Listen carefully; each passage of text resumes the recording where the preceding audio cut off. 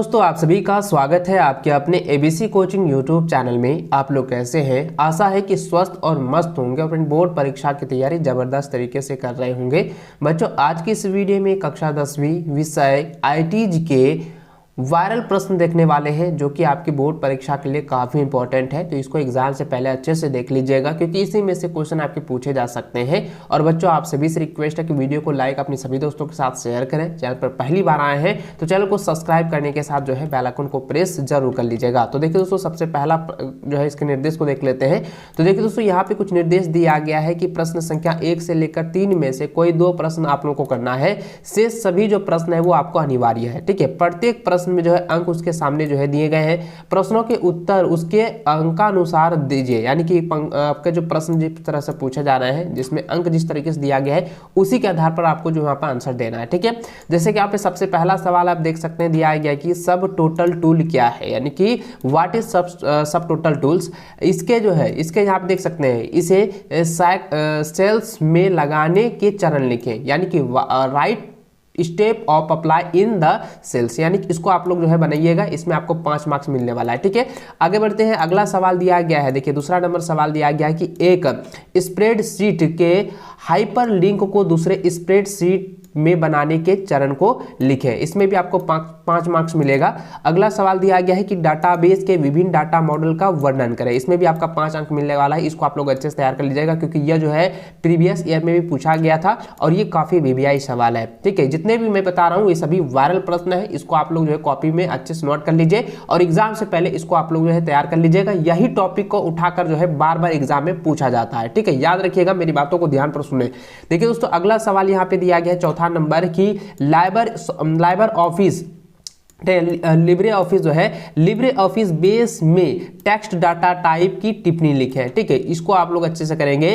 Right note on text data type in Libre office base. ठीक है, इसमें आपको जो है 3 नंबर मिलने वाला है। चलिए अगला सवाल 5वां नंबर दिया गया है कि एक डॉक्यूमेंट में इमेज डालने का चरण लिखें। यानी दोस्तों, किसी भी डॉक्यूमेंट में हम अगर इमेज को रखते हैं, इमेज डालते हैं, तो उसका क्या प्रोसेस है। ठीक है, उसको 4 से 5 पॉइंट में आप दर्शा दीजिएगा। इसमें आपको 3 नंबर मिलने वाला है। इसको आप अच्छे से कर लीजिए, क्योंकि यही एग्जाम में आने वाला है। ठीक है, चलिए अगला सवाल देखिए, 6वां नंबर दिया गया कि विभिन्न टेक्स्ट रैपिंग टूल का वर्णन करें। एक्सप्लेशंस, ठीक है, explain various text wrapping tools. इसको भी आप लोग जो है 3 पॉइंट में आपको आंसर दे सकते हैं, या इसका पूरी तरह से वर्णन भी आप लिख सकते हैं। इसमें आपको 3 अंक का जो है 3 अंक मिलने वाला है। ठीक है, चलिए अगला सवाल दिया गया है कि देखिए सेल्फ के फीचर क्या है। ठीक है, what are the features of cells. ठीक है, यानी कि दोस्तों यहाँ पे जो है सेल्स का फीचर क्या है, इसको आपको बताना है। इसमें आपको 3 नंबर मिलने वाला है।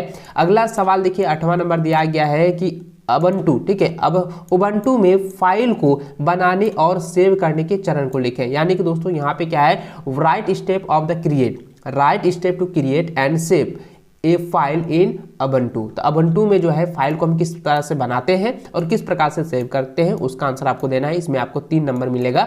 अगला सवाल 9 नंबर दिया गया कि डॉक्यूमेंट को स्लाइड लगाने के चरण लिखें। यानी कि डॉक्यूमेंट्स में जो है स्लाइड जो लगाते हैं, ठीक है, स्टाइल्स जो नहीं लगाते हैं डॉक्यूमेंट्स में, जैसे कि बोल्ड करना, बॉर्डरिंग करना, स्टाइलिश बनाना, उन सभी को हम किस तरीके से लगाते हैं उसका चरणबद्ध तरीके से 2 तरीका आपको बता देना है। इसमें आपको 2 नंबर मिलेगा।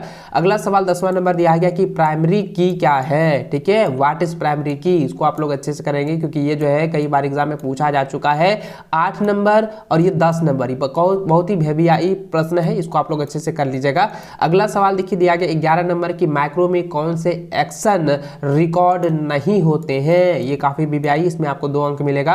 अगला सवाल देखिए 12 नंबर दिया गया कि रिपीटिटिव स्ट्रैंड चोट क्या है। इसको आप लोग अच्छे से याद रखेंगे दोस्तों, इसको आप लोग अच्छे से रिवीजन कर लीजिए। अगला सवाल है कि कंप्यूटर पर कार्य करते समय होने वाला स्ट्रेस डिसऑर्डर क्या है। What are stress disorder will working on computer. इस पर जो है आपको 2 अंक मिलेगा। इसको आप लोग जो है अच्छे से तैयार कर लीजिए। अगला सवाल देखिए आपका वस्तुनिष्ठ प्रश्न से दिया गया, जो कि ऑब्जेक्टिव टाइप सा है। ठीक है, जिसमें एक आपका 14 नंबर सवाल देखिए दिया गया है कि एक रिक्वाइंड कोण के प्रेशर को कम करता है। तो कौन करता है, स्पैनल कम करता है। ठीक है, इसको आप लोग कॉपी में नोट करके याद कर लीजिए। अगला सवाल है कि डाटाबेस की सबसे छोटी इकाई है, तो डाटाबेस की सबसे छोटी इकाई को हम लोग फाइल कहते हैं। ठीक है, अगला सवाल है कि लॉजिकल संबंधित डाटा आइटम का संग्रह है जो व्यवस्थित रूप में रखा जाता है, तो इसका आंसर हो जाएगा डाटाबेस। ठीक है, यहाँ पे आपको भरना है डाटाबेस लॉजिकल्स। ठीक है, इसको आप लोग जो है कॉपी में नोट करके इसको रट लीजिए। मैं बार बार कहता हूँ कि इसको रट लीजिए दोस्तों, अगर आप ये मौका छोड़ देते हैं तो फिर बाद में बहुत ज़्यादा पछताओगे, मुझे ये पूरी तरह से यकीन है। इसलिए मैं कहता हूँ कि आप इसको अच्छे से तैयार कर लीजिए। वीडियो को लाइक अपने सभी दोस्तों के साथ शेयर करना नहीं भूलिएगा। ठीक है, तो देखिए दोस्तों, अगला सवाल 17 नंबर यहाँ पे दिया गया है कि एक सिंगल, ठीक है, एक सिंगल इंटरेक्शन है जो कि इंटरेक्शन के सेट पर कार्य करती है, तो क्या हो जाएगा, ये माइक्रो हो जाएगा। ठीक है, यहाँ पे क्या आपको भरना है, माइक्रो भर देना है। ठीक है, याद रखें। अगला सवाल दिया है कि पहले से परिभाषित का उपयोग करने से डॉक्यूमेंट में बुकमार्क बनते हैं, तो दोस्तों इसका आंसर क्या हो जाएगा, ये बहुत बार एग्जाम में पूछा गया है, प्रीवियस में भी है, 2021 में भी ये पूछा गया था। ठीक है, और इसको आप लोग अच्छे से कर लीजिएगा क्योंकि यह मैंने बहुत बार बताया है और इसके पूरी डिटेल तरीके से मैंने आपको जो है क्लास 11th वाले को पढ़ाया था। इसलिए दोस्तों क्लास मैट्रिक वाले जितने भी हैं इसको आप लोग अच्छे से ध्यान में रखेंगे कि पहले से परिभाषित इसको हम लोग कहते हैं बच्चों हेडलॉग सेटलर्स। ठीक है, हेडलॉग सेटलर्स कहते हैं। तो यहाँ पे आप लोग लिखेंगे, देखिए लिखा हुआ है हेडिंग स्टाइल्स लिखेंगे। ठीक है, हेडिंग स्टाइल्स। ठीक है, इसको आप लोग अच्छे से देखें, यहाँ पे हेडिंग स्टाइल्स को कहते हैं का उपयोग करने में डॉक्यूमेंट्स में बुकमार्क बनते हैं। ठीक है, चलिए अगला सवाल देखिए दिया गया है कि ICT का पूर्ण रूप क्या है। तो ICT का पूर्ण रूप क्या होता है बच्चों, आपको मैंने पहले भी बताया था, इसका होता है इंटरमेशन। ठीक है, इंटरमेशन कम्युनिकेशन टेक्नोलॉजी। ठीक है, इसको आप लोग जो है अच्छे से याद कर लीजिए। देखिए इंटरमेशन कम्युनिकेशन टेक्नोलॉजी। चलिए हो गया। अगला सवाल देखिए 20वां नंबर दिया गया कि विंडो एक सिस्टम है, तो विंडो एक ऑपरेटिंग सिस्टम है। ठीक है, याद रखेंगे क्या है, ऑपरेटिंग सिस्टम। अगला सवाल 21 नंबर दिया गया है कि स्पेस बार, ठीक है, स्पेस बार एक की है, तो स्पेस बार क्या है, वो एक कंट्रोल की है, तो ऑप्शन सी इसका सही आंसर होगा। अगला सवाल देखिए 22 नंबर दिया गया कि दैनिक संचारण में प्रतिशत संचारण शब्दों में होता है, तो ये होता है 7% संचारण शब्दों में होता है, ऑप्शन डी इसका सही आंसर होगा। अगला सवाल यहां पे देखिए दोस्तों 28 नंबर दिया गया है कि एक क्वेरी रन करने की शॉर्टकट की क्या है, तो इसका आंसर क्या हो जाएगा, इसका आंसर हो जाएगा F5 है। ठीक है, यहां पे ऑप्शन ए इसका सही आंसर होगा। अगला सवाल दिया गया है कि एक क्वेरी को तरीकों से बनाया जा सकता है, यानी कितने तरीकों से बनाया जा सकता है, तो दोस्तों ये 3 तरीकों से बनाया जा सकता है, तो ऑप्शन बी इसका राइट आंसर होगा। अगला सवाल 25 नंबर है कि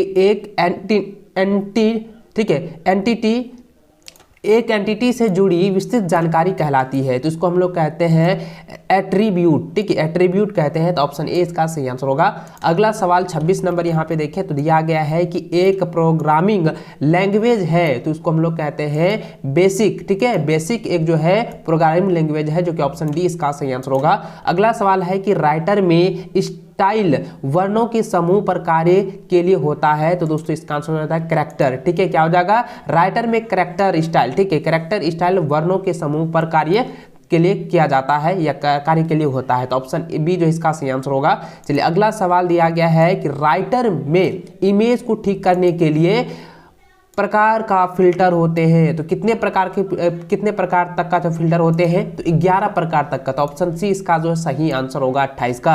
अगला सवाल 29 नंबर यहाँ पे दिया हुआ है कि व्हाट इफ टूल में आउटपुट कहाँ दिखाई देती है, तो दोस्तों यह जो है ड्रॉप आउट लिस्ट में पाई जाती है। ठीक है, ड्रॉप डाउन में, ठीक है, ड्रॉप डाउन लिस्ट में जो है ये दिखाई देती है, तो ऑप्शन ए जो इसका सही आंसर होगा। इसको कॉपी में नोट करते हुए इसको अच्छे से जो है आप रख लीजिए क्योंकि 2 दिन बाद इसी का एग्जाम होने वाला है। ठीक है, चलिए अगला सवाल देखिए 30 नंबर दिया गया है कि देखिए एब्सोल्यूट, ठीक है, एब्सोल्यूट सेल, ठीक है, एब्सोल्यूट सेल रेफ्रेशिंग का उदाहरण है, तो इसका आंसर क्या हो जाएगा, देखिए ऑप्शन नंबर सी हो जाएगा $C$5। ठीक है, इसको आप लोग अच्छे से जो है याद रख लीजिएगा।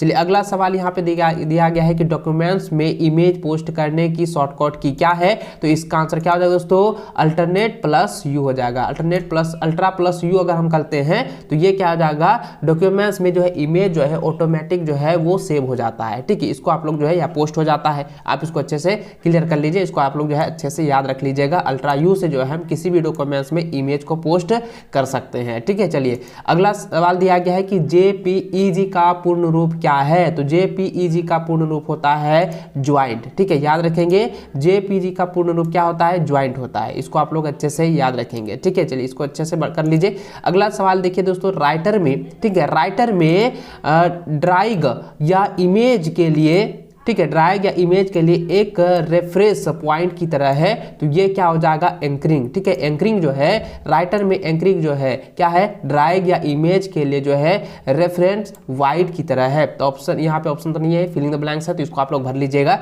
चलिए अगला सवाल देखिए, 34 नंबर दिया गया है कि आईडीई का पूर्ण रूप क्या है। तो आईडीई का पूर्ण रूप होता है देखिए यहाँ पे क्या है, इंटीग्रेटेड, ठीक है, इंटीग्रेटेड डेवलपमेंट इन्वायरमेंट है। ठीक है, इसको आप लोग अच्छे से याद रखेंगे। आईडीई का जो फुल फॉर्म होता है वो इंटीग्रेटेड डेवलपमेंट इन्वायरमेंट। ठीक है, इसको आप लोग जो है अच्छे से जो है कॉपी में नोट करके याद कर लीजिए। चलिए अगला सवाल देखिए, 35 नंबर दिया गया है कि स्टार्ट मेन्यू की को दबाने में खुलता है। तो स्टार्ट मेन्यू, तो स्टार्ट मेन्यू में क्या होता है, विंडो की को दबाने में खुलता है। ठीक है, स्टार्ट मेन्यू अगर करेंगे तो क्या करेंगे, विंडो की को हम दबाएंगे तभी ये खुलेगा। ठीक है, तो ऑप्शन यहाँ पे जो है विंडो आपको भरना है। ठीक है, चलिए अगला सवाल देखिए दोस्तों, 36 नंबर दिया गया कि चेहरे के हाव भाव संचारण का उदाहरण है। तो इसका आंसर क्या हो जाएगा, मॉनिटर। ठीक है, यहाँ पे आपको लिखना है मॉनिटर। ठीक है, इसको आप कर लीजिए, मॉनिटर यहाँ पे भर देना है।